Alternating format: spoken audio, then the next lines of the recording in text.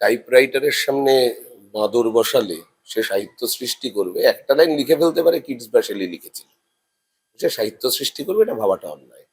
তৃণমূলকে হারাতেই হবে, তাতে তার মেয়ের জয় হবে, এরকম একটা বক্তব্য উনি কালকে বলেছেন, এবং বিজেপির থেকে তো উনি ঘোষিত প্রার্থী। এই বিষয়টাকে তোমরা বামপন্থীরা যারা আন্দোলন করলে অভয়ার সময় কিভাবে দেখছো? উনি তো ঠিকই বলেছেন, তৃণমূলকে হারাতে হবে। আর ওনার মেয়ের ডেড বডি যখন লুট হয়ে যাচ্ছিল তখন কলতানটা আটকে ছিল, কলতানকে জেতাতে হবে। স্বাভাবিক নিয়মে টেকনোলজিক্যাল আপগ্রেডেশনের সাথে তাল না মেলাতে পারার কারণে বহু কারখানা বন্ধ হয়েছে। সেটা তৃণমূলের সময় বন্ধ হয়েছে, যেটা তৃণমূল বন্ধ করেনি। দীর্ঘদিন অসীম দাশগুপ্ত অর্থমন্ত্রী ছিলেন এই খড়দা কেন্দ্র থেকে, তারপরে অমিত মিত্র, তারপরে আবার শোভনদেব চট্টোপাধ্যায় হয়েছেন, মোটামুটি সমস্ত বিধায়করাই মন্ত্রী হয়েছেন। যদি তুমি যেত, মন্ত্রী হবে, মানে মন্ত্রিত্ব পাবে? 2016-তে আবার অমিত মিত্রের খড়দার জন্য নির্বাচনী ইশতেহার, সেখানে বলা হয়েছিল জিতে আসলে 6 মাসের মধ্যে খড়দা উড়ালপুলের কাজ হবে। 2021-এ অমিত মিত্র দাঁড়াননি, তারপরেও রাজ্যের একজন হেভিওয়েট মন্ত্রী খড়দা থেকে জিতে মন্ত্রিত্বের দায়ভার সামলেছেন। আরো 5টা বছর কেটে গেছে, এই নিয়ে তাদের কোনো হুঁশই ছিল না। এই নির্বাচনে তারা রাজ্যের যে শাসক দল, সেই শাসক দলের বিরুদ্ধে এবং বামপন্থীদের পক্ষে তাদের মতদান করবার মতো একটা পরিবেশ তৈরি হয়েছে। প্রথম কাজ এই সরকার 15 বছরে খড়দার সাধারণ মানুষের জন্য বিশুদ্ধ পরিশ্রুত পানীয় জল, সেটাও তারা কনফার্ম করতে পারে। কিন্তু সিপিআইএম এর সময় যা ছিল না, 34 বছরের বামফ্রন্ট সরকারের সময় তোলাবাজির জন্য একটি কারখানাও বন্ধ হয়। সাধারণ মানুষের নির্দিষ্ট কিছু দাবি থাকলেও গত 15 বছর আগে যে স্বপ্ন নিয়ে তারা সরকার পরিবর্তন করেছিল বা খড়দার বিধায়ক পরিবর্তন করেছিল, গত 15 বছর একই দলের বিধায়ক সেখানে আছেন, কিন্তু তাদের চাওয়া পাওয়ার জায়গাটা খুবই শূন্য। 26টা পদ, 26টা জায়গা থেকে তিনি রেজিগনেশন দিয়েছেন, সেটা প্রোটোকলের মধ্যে, কারণ যেহেতু ভোট ঘোষণা হয়েছে সেটা করতে হবে, কিন্তু 26টা মানে জায়গায় উনি ছিলেন। আমি ঘোষণার পর জানলাম উনি 26টা জায়গায় ছিলেন। নমস্কার, ইনফো পালস বেঙ্গলে আপনাদের স্বাগত। মুখোমুখি সোজা কথায় আজকে আমাদের অতিথি খড়দা বিধানসভা কেন্দ্রের সিপিআইএম প্রার্থী দেবজ্যোতি দাস শুভ। এই মুহূর্তে আমরা বসে আছি তারই বাড়িতে বিশেষ সাক্ষাৎকারে। আপনাদের সবাইকে জানাই, দ্বিতীয়বার এই নিয়ে তৃতীয়বার খড়দা বিধানসভায় সিপিএম প্রার্থী দেবজ্যোতি দাস।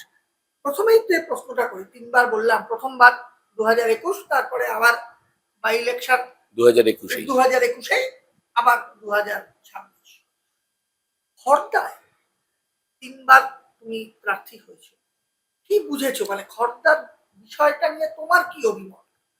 প্রথমত খড়দা মানে আশেপাশের অ্যাসেম্বলি সেগমেন্ট গুলির মতো, মানে যদি এলাকার ভিত্তিতে বিচার করা হয়, এলাকার ভূগোলটা অনেক বড়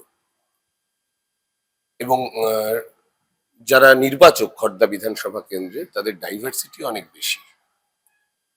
ব্যারাকপুর 2 নম্বর ব্লকের 4টে পঞ্চায়েত, বড় পঞ্চায়েত, এবং পানিহাটি পৌরাঞ্চলের 6টি ওয়ার্ড এবং পুরো খড়দহ পৌরাঞ্চল।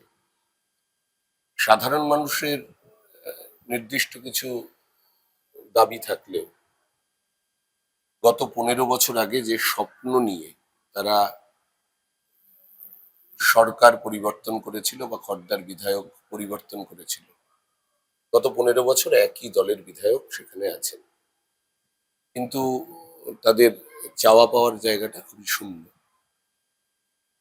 সেখানে দাঁড়িয়ে খড়দার মানুষের স্বাভাবিকভাবেই এই নির্বাচনে বিকল্পের খোঁজ আছে এবং বিকল্পের খোঁজে তাদের চোখ মুখ বলছে যে এই নির্বাচনে তারা রাজ্যের যে শাসক দল, সেই শাসক দলের বিরুদ্ধে এবং বামপন্থীদের পক্ষে তাদের মতদান করবার মতো একটা পরিবেশ তৈরি হয়েছে। এই যে তুমি কথাটা বললে, দীর্ঘদিন অসীম দাশগুপ্ত অর্থমন্ত্রী ছিলেন এই খড়দা কেন্দ্র থেকে, তারপরে অমিত মিত্র, তারপরে আবার শোভনদেব চট্টোপাধ্যায় হয়েছেন, মোটামুটি সমস্ত বিধায়করাই মন্ত্রী হয়েছেন। যদি তুমি যেত, মন্ত্রী হবে, মানে মন্ত্রিত্ব পাবে? এই প্রশ্নটা আমার কাছে আজকের দিনে দাঁড়িয়ে খুব একটা প্রাসঙ্গিক নয়। নির্বাচনে জিতলে আমার পার্টি, আমরা এই নির্বাচনে সমগ্র রাজ্যেই জেতার জন্য, কারণ বামপন্থীদের হাত শক্তিশালী না করলে বেশ কিছু মানুষও যারা 2019 সালের পর থেকে তাদের ফ্যালাসির মধ্যে রাখা হয়েছিল, তারাও ধীরে ধীরে উপলব্ধি করছেন বিকল্প অন্য কিছু নেই। নির্বাচনে জিতলে তারপরে সরকার গড়ার পরিবেশ তৈরি হলে সেটা তখন দেখা যাবে, এটা আজকের ভাবনা। খড়দায় বিধানসভা কেন্দ্রে তুমি ঘুরছো, প্রচার করছো, সাধারণ মানুষের যেটা বক্তব্য, বা তুমি যদি যেত প্রথম কাজ কোনটা, মানে ফার্স্ট প্রায়োরিটি কোনটা হবে তোমার? গত 3 মাসের মধ্যে খড়দা বিধানসভা সংলগ্ন বা বিধানসভার মধ্যে থাকা যে হাসপাতালগুলি বা খড়দার সবচেয়ে কাছের নিকটবর্তী মেডিকেল কলেজ, সেখানে ডায়রিয়া নিয়ে যে সমস্ত পেশেন্টরা ভর্তি হয়েছে তাদের অধিকাংশেরই ঠিকানা হচ্ছে খড়দা বা দেখাতে গেছে খড়দা বিধানসভা ক্ষেত্র। প্রথম কাজ এই সরকার 15 বছরে খড়দার সাধারণ মানুষের জন্য বিশুদ্ধ পরিশ্রুত পানীয় জল, সেটাও তারা কনফার্ম করতে পারে। এই আমার প্রথম কাজ, একদিকে গোটা বিধানসভা ক্ষেত্রের যারা মানুষ তাদের জন্য বিশুদ্ধ পরিশ্রুত পানীয় জল তা নিশ্চিত করা, সেই পরিষেবা খুব বেশি খরচও হয় না তাতে। আর সবচেয়ে গুরুত্বপূর্ণ যেটা, যে খড়দার মানুষের প্রত্যেক দিনের যে দ্রুতগামিতা, তা থমকে যায় খড়দার লেভেল ক্রসিং পার হতে গিয়ে। খড়দার লেভেল ক্রসিং যদি দুবার পার হতে হয়, মানে যাবে আসবে যাবে আসবে, কোনো একজন মানুষের তার জীবন থেকে 1 ঘন্টা সময় ট্রেন দেখে আর দাঁড়িয়ে থেকে প্রত্যেকদিন মুছে যায়। খড়দা রুরালপুল বামফ্রন্ট সরকার যখন ছিল 2008 সালে, স্যাংশনড এটা এবং অ্যালটেড অলরেডি টাকা। কাজ যখন শুরু হওয়ার প্রস্তুতি তৈরি হয়ে গিয়ে, মানে প্রস্তুতি ছিল, সবটা তৈরি হয়ে গিয়েছিল, তখন আজকের শাসক দল সাধারণ মানুষকে ভুল বুঝিয়ে বাধা দেয়। 2011 সালে অমিত মিত্রের যে নির্বাচনী ইস্তেহার খড়দা বিধানসভা কেন্দ্রের জন্য, সেখানে বলা হয়েছিল যে সরকার বদলালে এবং অমিত মিত্র জিতলে খড়দায় উড়ালপুল হবে। 2016-তে আবার অমিত মিত্রের খড়দার জন্য নির্বাচনী ইস্তেহার, সেখানে বলা হয়েছিল জিতে আসলে 6 মাসের মধ্যে খড়দা উড়ালপুলের কাজ হবে। 2021-এ অমিত মিত্র দাঁড়াননি, তারপরেও রাজ্যের একজন হেভিওয়েট মন্ত্রী খড়দা থেকে জিতে মন্ত্রিত্বের দায়ভার সামলেছেন। আরো 5টা বছর কেটে গেছে, এই নিয়ে তাদের কোনো হুঁশই ছিল না। আমরা এই সময়কালের মধ্যে আমাদের পার্টির পক্ষ থেকে আমরা এক্সপার্ট টিম এনে খড়দার রেল লাইনের দুপার যা মাপজোক করার সেটা করিয়ে আমরা যা আউটকাম পাই, তা হচ্ছে খড়দায় সর্বোচ্চ 830 মিটার লম্বা একটি ব্রিজ হতে পারে এবং তার প্রস্থ হবে 8.5 মিটার। 2 লেন ব্রিজ হবে। এই 2 লেনের ব্রিজ করতে গেলে খড়দায় একটিও দোকান বা বাড়ি ভাঙা পড়বে না। প্রযুক্তির সাহায্য নিয়ে সেটা ম্যানেজেবল, এবং এর জন্য আনুমানিক খরচ হতে পারে 130 কোটি টাকার বেশি কিছু। এবং 130 কোটি টাকাটা রাজ্য সরকার, রাজ্যের বাজেট বা বিধানসভার মানুষের জন্য যে অ্যালটেড টাকা প্রতিবার বাজেটে, তার প্রায় 10 ভাগের 1 ভাগ। এবং এটা তো প্রত্যেক বছর খরচা করতে হবে না, একটি অর্থবর্ষের থেকে খড়দার মানুষের জন্য বরাদ্দ যে বাজেট, তার 10 ভাগের 1 ভাগ খরচা করলেই খড়দার মানুষের এই হয়রানি দুর্ভোগ তা থেকে তাদের মুক্ত করা যায়। কিন্তু বিষয়টা হচ্ছে, খড়দায় যারা প্রতিশ্রুতি দিয়ে সরকার বদলের করেছিল, যারা মন্ত্রিত্ব পেয়েছিল, তারা এই ঘটনাগুলো ঘটে যাওয়ার পর তাদের ফোকাসে আর খড়দার মানুষ ছিল না। সেটা খর্দার মানুষেরও অভিজ্ঞতা। আমাদের প্রাথমিকভাবে এই দুটো কাজ, আরো কিছু কাজ আমাদের এর মধ্যে ভাবনায় আছে, যে পানিহাটি পৌরাঞ্চলের যে 6টা ওয়ার্ড, বিশাল বড় এলাকা, সেখানে কোনো কালচারাল সেন্টার বা কমিউনিটি হল নেই। সেই অঞ্চলের ক্লাব সংগঠনগুলি, সাধারণ মানুষ, তারা সেটা ব্যবহার করতে পারে বিভিন্ন কালচারাল পারপাস বা বাড়ির অনুষ্ঠান পারপাস। আমরা ন্যূনতম 400 আসন বিশিষ্ট, দর্শক আসন বিশিষ্ট একটা কমিউনিটি হল করতে চাই পানিহাটি ওই 6টা ওয়ার্ডের কেন্দ্রীয় কোনো জায়গায়। তার পাশাপাশি পৌরাঞ্চলের মধ্যে বা গ্রামাঞ্চলে নিকাশির সমস্যাটা একটা ভয়াবহ সমস্যা, এবং জঞ্জাল।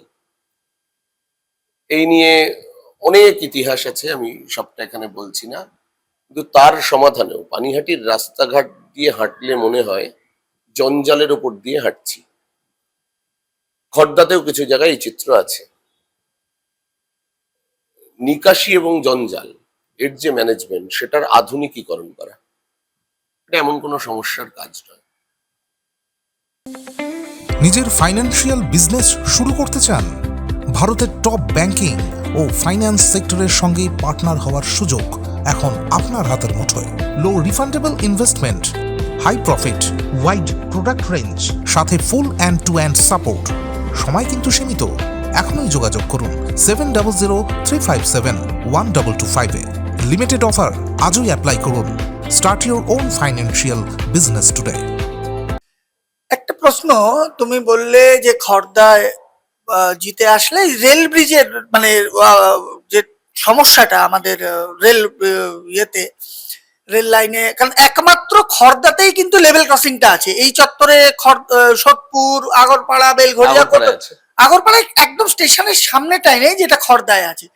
এটা প্রায় 130 কোটি টাকা বাজেট, বেশি, একটু হবে। তার বেশি, আমি 135 কোটি টাকা ধরলাম। এই টাকার সংস্থান খুব ছোট করে বলি, আমাদের রাজ্যের এবছরের বাজেট 4 লক্ষ কোটি টাকা, মানে 4.05, আমি সেটা 4 লক্ষই ধরলাম, মানে 4-এর পরে 12টা শূন্য। এটা সাধারণ মানুষের জন্য বরাদ্দ করা, সাধারণ মানুষের উন্নয়নে, সাধারণ মানুষের সার্ভিস পাওয়ার জন্য, সাধারণ মানুষকে বিভিন্ন প্রকল্পে তাদের হাতে টাকা পৌঁছানোর জন্য। এই 4 লক্ষ কোটি টাকাকে, মানে জনগণের ইউনিট, প্রাইমারি ইউনিট, আমি যদি বিধানসভা ক্ষেত্র ধরি, 294টা বিধানসভা ক্ষেত্র, প্রত্যেক বিধানসভা ক্ষেত্রে এই 4 লক্ষ কোটি টাকাকে 294 দিয়ে ভাগ করলে হয় 1360 কোটি টাকার বেশি। ব্রিজ বানাতে লাগবে 130 কোটি টাকা, এবং একটি বছরের অ্যালটমেন্টেই তা হবে। মানে খড়দার মানুষের জন্য এই বছরে, এই আর্থিক বছরে যে বরাদ্দ, সেই বরাদ্দের 10 ভাগের 1 ভাগ যদি খরচা করা যায়, সেই টাকা দিয়ে খড়দায় ব্রিজ হবে। আর এটা অতীতে, এটা স্যাংশনড এবং অ্যালটেড প্রজেক্ট। অতীতে সেই অ্যালটেড টাকা কোথায় গেল, সেই প্রশ্নটির উত্তরটাই গভর্নমেন্টকে দিতে হবে, যারা গত 15 বছর সরকার চালে। যদিও উত্তর আর দেওয়ার সুযোগ নেই, থাকবেন না। ব্যারাকপুরের সাংসদ পার্থ ভৌমিক বলেছেন যে এটা একটা নির্বাচনী স্টান্ট, এটা একটা কৌশল আর কি, এটা বলার কথা, তাই বলছি। পার্থ ভৌমিক খুব ভালো অভিনেতা, ওনার অভিনয় আমার খুব ভালো লাগে, তুমি দেখিও। নিজের ফাইন্যান্সিয়াল বিজনেস শুরু করতে চান? ভারতের টপ ব্যাংকিং ও ফাইন্যান্স সেক্টরের সঙ্গে পার্টনার হওয়ার সুযোগ এখন আপনার হাতের মুঠোয়। Low refundable investment, high profit, wide product range, সাথে full end to end support. সময় কিন্তু সীমিত। এখনই যোগাযোগ করুন 7003571225 লিমিটেড অফার, আজই অ্যাপ্লাই করুন। Start your own financial business today. একটা কথা, 34 বছরের কথা বললে, তুমি বললে 15 বছরে অনেক কারখানা বন্ধ হয়েছে। এই অভিযোগ তো তৃণমূল করে যে 34 বছর প্রচুর কলকারখানা সিপিএম এর আমলে বন্ধ হয়েছে। সংখ্যা জানতে চাইছি, সংখ্যা জানতে চাইছি, বলুন, আপনি বলুন সংখ্যা কত। তাদের বক্তব্য যে 55,000 না কত একটা বলেছিল না? হ্যাঁ, মানে চালু কলকারখানা বন্ধ হয়ে গেছে ইউনিয়ন বাজির জন্য। 55,000 কলকারখানা বন্ধ করতে গেলে প্রথমে 55,000 কলকারখানা খুলতে হয়, ওপেন হতে হয়। পশ্চিমবঙ্গে 55,000 কলকারখানা কখনো ছিল না। স্বাভাবিক নিয়মে টেকনোলজিক্যাল আপগ্রেডেশনের সাথে তাল না মেলাতে পারার কারণে বহু কারখানা বন্ধ হয়েছে। যেটা তৃণমূলের সময় বন্ধ হয়েছে, যেটা তৃণমূল বন্ধ করেনি। কিন্তু সিপিআইএম এর সময় যা ছিল না, 34 বছরের বামফ্রন্ট সরকারের সময় তোলাবাজির জন্য একটি কারখানাও বন্ধ হয়, যেটা তৃণমূল আমলে স্বাভাবিকভাবে যা বন্ধ হয়েছে তার থেকে অনেক বেশি তোলাবাজির কারণে বন্ধ হওয়া। একটু আগে একটা কথা বলতে বললে পানিহাটির কিছু ওয়ার্ড খড়দা বিধানসভার মধ্যে, এই পানিহাটির প্রসঙ্গে একটা কথা বলি। পানিহাটিতে বিজেপি প্রার্থী হয়েছেন অভয়ার মা, এবং উনি বলেছেন যে তৃণমূলকে হারাতেই হবে, তাতে তার মেয়ের জয় হবে। এরকম একটা বক্তব্য উনি কালকে বলেছেন, এবং বিজেপির থেকে তো উনি ঘোষিত প্রার্থী। এই বিষয়টাকে তোমরা বামপন্থীরা যারা আন্দোলন করলে অভয়ার সময় কিভাবে দেখছো? উনি তো ঠিকই বলেছেন, তৃণমূলকে হারাতে হবে। আর ওনার মেয়ের ডেড বডি যখন লুট হয়ে যাচ্ছিল তখন কলতানটা আটকে ছিল, কলতানকে জেতাতে হবে। সে কারণেই উনি এই আহ্বান রেখেছেন। এতে কোনো অস্বাভাবিকতা নেই তো। কারণ আমি বিশ্বাস করি না অভয়ার মা তিনি আসিফার ধর্ষকদের ভোটে জেতাতে বলবেন। খানিকটা আমাদের জেতার জন্য সুবিধা করে দিতেই হয়তো উনি এই সিদ্ধান্ত গ্রহণ করেছেন। আমি স্বাগত জানাচ্ছি। উনি তো মা, ওনার ফিলিংস যে কারোর থেকে অনেক বেশি, শুধুমাত্র নিজের সন্তানের প্রতি না, কলতানের প্রতিও বেশি। তাই আসিফার খুনিদের হাতে দেশ যেন চলে না যায় মমতা ব্যানার্জিকে সরাতে গিয়ে, সেজন্যই উনি খুব নিরপেক্ষ জায়গা থেকে, ইভেন ওনার নামও কম ব্যবহৃত হচ্ছে, অভয়ার মা বেশি ব্যবহৃত হচ্ছে। পানিহাটির মানুষ যেন অভয়া কাণ্ডের কথা মাথায় রেখে ভোট দেয়, এবং অভয়া কাণ্ডের কথা মাথায় রাখলে যে 4-5টা মুখ প্রথমে ভেসে ওঠে তার মধ্যে অন্যতম কলতান। কলতানকে জেতানোর আহ্বানই তো উনি করছেন, এতে তো কোনো অস্বাভাবিকতা নেই। উনি প্রার্থী হয়েছেন কলতানকে জেতানোর জন্য। উনি বিজেপির যারা নির্বাচক ভোটার, বিজেপির পক্ষে থাকা, তাদের কাছেও তো কথাই বলছেন যে আমার মেয়ের খুনের বিচার চাই। ওনার মেয়ের খুনের বিচারের জন্য যারা আগ্রাসীভাবে রাস্তায় ছিল, জেলে গেছে, তার মধ্যে কলতান অন্যতম। ওনার এই উদ্যোগকে স্বাগত। আমার ধারণা কলতান পানিহাটি থেকে জিতলে একজন জনপ্রতিনিধি এমন হবেন, পানিহাটিতে নারী নিরাপত্তার বিষয়টা অত্যন্ত সুরক্ষিত থাকবে, এবং অভয়ার খুনের বিচারের জন্য যে নাছোড়বান্ধা মনোভাব নিয়ে লড়াই করা, সেটা কলতান চালিয়ে যেতে পারবে। নারী নিরাপত্তার প্রশ্নে কেন্দ্রীয় সরকারের একাধিক রিপোর্টে দেখা গেছে কলকাতা কিন্তু খুব সেফেস্ট সিটি ভারতবর্ষের মধ্যে, এবং এটা নিয়ে কিন্তু রাজ্য সরকারের বক্তব্য যে বিরোধীরা অপপ্রচার করে যে এই রাজ্যে নারী নির্যাতন বা অনেক মানে সেফেস্ট সিটি ভারতবর্ষের অন্যান্য শহরের থেকে। এই বিষয়টাকে কিভাবে দেখো? 2011-র পর থেকে বিজেপির জন্য কলকাতা সেফেস্ট সিটি, সেই জন্যই নারীদের জন্য সেফেস্ট সিটি এটা প্রজেক্ট করতে হবে, তাই বিজেপি করেছে।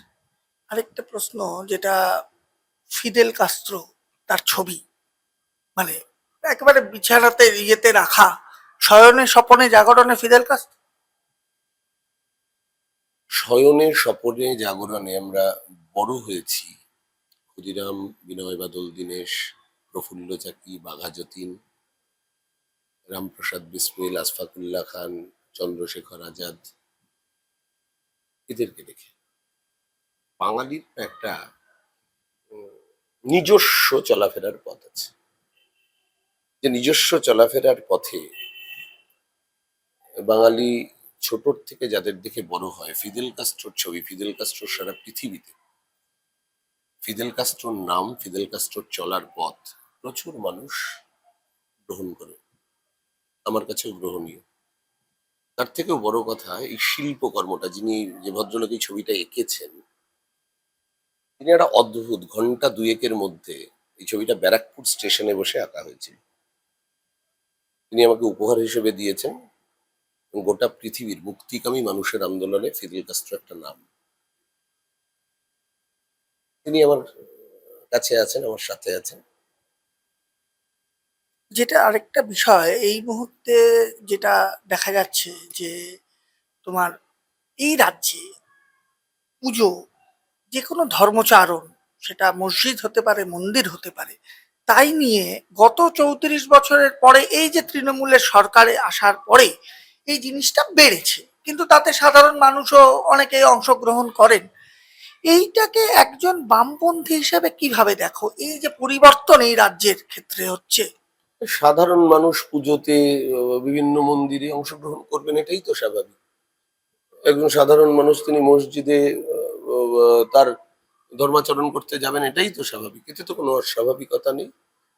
মন্দিরে মসজিদে ধর্মাচরণ করা বা গির্জায় ধর্মাচরণ করা তা নিয়ে কোনো বিতর্ক নেই।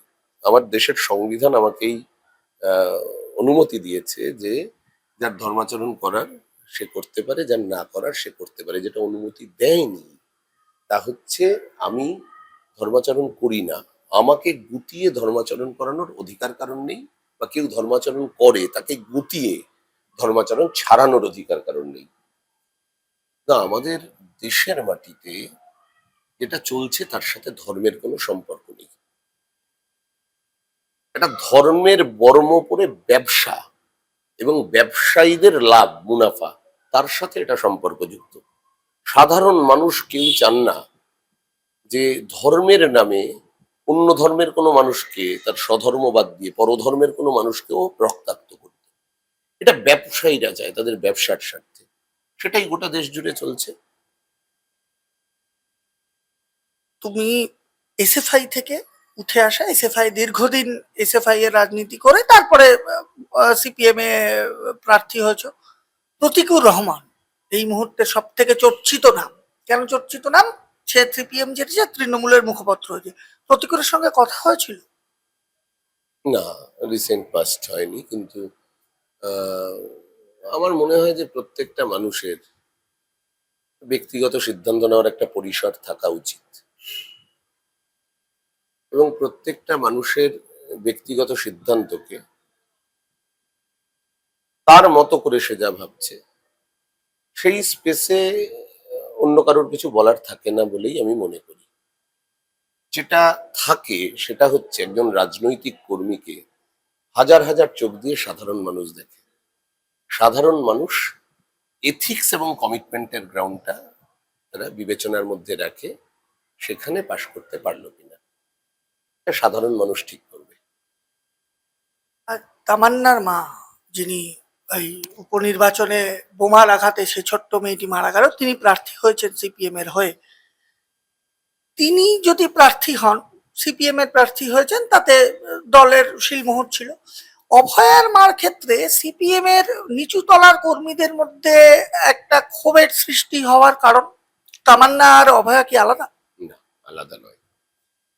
তমন্নার মা বা তমন্নার পরিবারের, তমন্না যেদিন খুন হয়েছিল বোমার আঘাতে এবং একটি বিজয় মিছিল থেকে বোমা ছোড়া হয়েছিল, বোমা ছোড়ার কারণ ছিল পরিবারটা বামপন্থী। তামান্না যখন বাবা মায়ের কোলে, তামান্না যখন এই পৃথিবীতে, তখনও তামান্নার পরিবারের রাজনৈতিক পরিচিতি সিপিআইএম। তামান্নাকে বোমা মারা হয়েছিল তৃণমূল কংগ্রেসের বিজয় মিছিল থেকে। অভয়া যেদিন খুন হয়েছিলেন, মারা গেছিলেন, ধর্ষিত হয়েছিলেন, সেদিন থেকে গত পরশুদিন পর্যন্ত বা তার আগের দিন পর্যন্ত অভয়ার পরিবারের কোনো রাজনৈতিক পরিচিতি ছিল না। অভয়ার খুনিদের আড়াল করতে চেয়েছিলেন আমাদের রাজ্যের মুখ্যমন্ত্রী, আমাদের রাজ্যের শাসক দল। অভয়ার মৃতদেহকে, তিনটে মৃতদেহকে দাঁড় করিয়ে রেখে পুড়িয়ে দিয়েছিল রাজ্যের শাসক দলের নেতা এবং ওই অঞ্চলের বিধায়ক। অভয়ার খুনিদের যখন আড়াল করবার চেষ্টা হচ্ছে, তখন এটা পরিষ্কার বোঝা গেছে, এবং কোর্টের বিভিন্ন সময়ের যে অবজারভেশন তাতেও বোঝা গেছে, আমাদের রাজ্যের পুলিশ প্রশাসনের একটা অংশই আড়াল করা বা চেপে দেওয়ার কাজে ঘটনাকে তারা ব্যবহৃত হয়েছিলেন বা তাদের ব্যবহার করা হয়েছিল।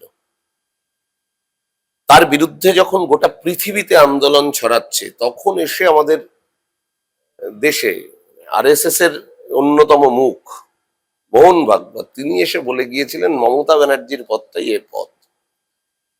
এবং অভয়ার কাণ্ডের এই যে মামলা, তাকে সুপ্রিম কোর্টে নিয়ে যাওয়ার প্রশ্নে কার কি অবদান রাজ্যের সাধারণ মানুষ জানেন, এবং তার পরবর্তীতে সিবিআই এর যে নিষ্ক্রিয়তা, তদন্তকারী সংস্থাগুলির যে নিষ্ক্রিয়তা, এই সময়ের মাঝে অভয়ার মা বাবা দিল্লিতে গিয়ে বসেছিলেন, তাদের সাথে কেউ দেখা করেননি, এটাও বাস্তব।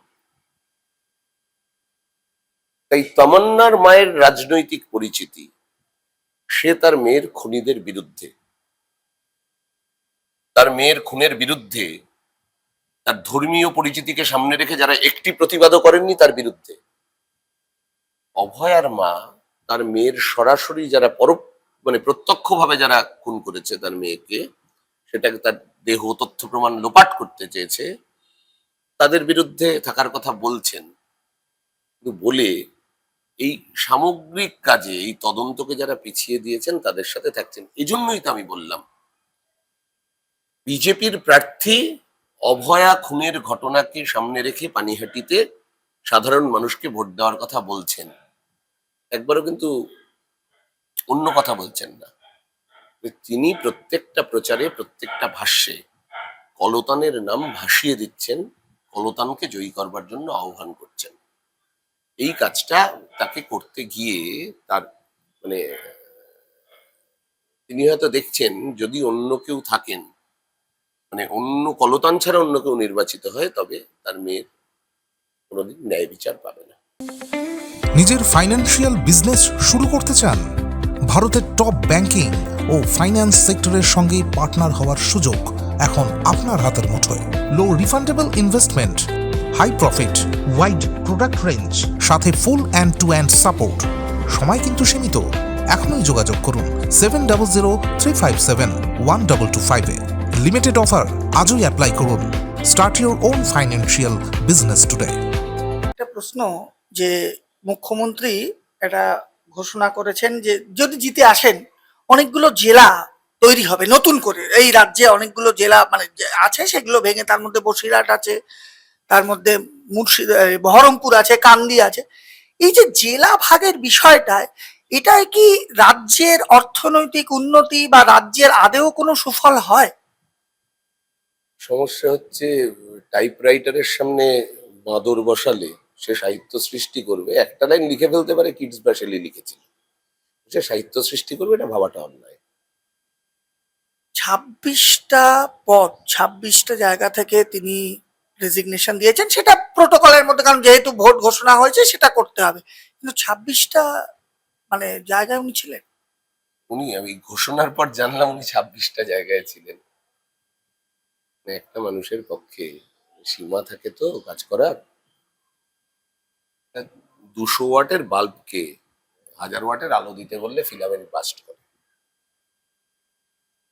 এবছর খড়দায় যারা প্রার্থী হয়েছেন তৃণমূল এবং বিজেপির, তারা কিন্তু প্রত্যেকেই খড়দারই বাসিন্দা, খড়দায় থাকতেন একটা সময়, তৃণমূলের প্রার্থী থাকতেন, আর বিজেপি যিনি প্রার্থী তিনিও থাকেন।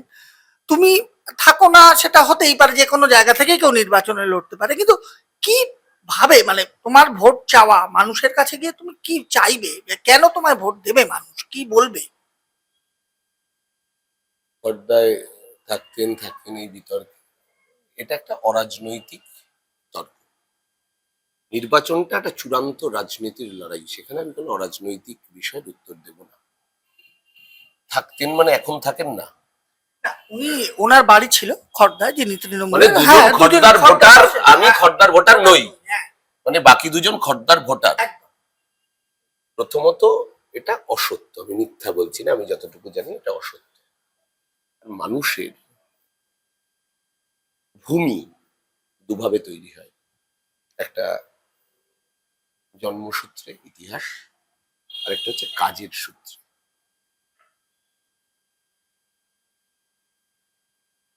সেই যে ধারা, সেই ধারায় খড়দায় 365/27/7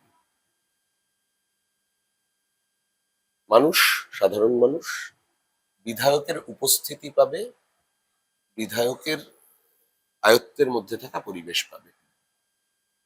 এই কমিটমেন্ট আগামী 5 বছর বজায় থাকবে, কোনো হেরফের হবে না, এবং খড়দার মানুষের জন্য নির্দিষ্টভাবে যে ভাবনা, যা করার, এই নিয়ে আমি মানুষের কাছে যাচ্ছি। আমরা কথা বললাম দেবজ্যোতি দাসের সঙ্গে, খড়দা থেকে সিপিএম এর প্রার্থী, বিভিন্ন বিষয়, অভয়া থেকে তামান্না, কর্মসংস্থানের প্রশ্নে তিনি জিতে আসলে কি করবেন, কিভাবে তার এলাকার উন্নতি করবেন, পুরোটাই আমাদের সামনে বললেন। আগামী দিনে আমরা ইনফোপালস বেঙ্গলে ফিরবো মুখোমুখি সোজা কথা নিয়ে, আবার কোনো নতুন অতিথিকে নিয়ে। দেখতে থাকুন, সঙ্গে থাকুন।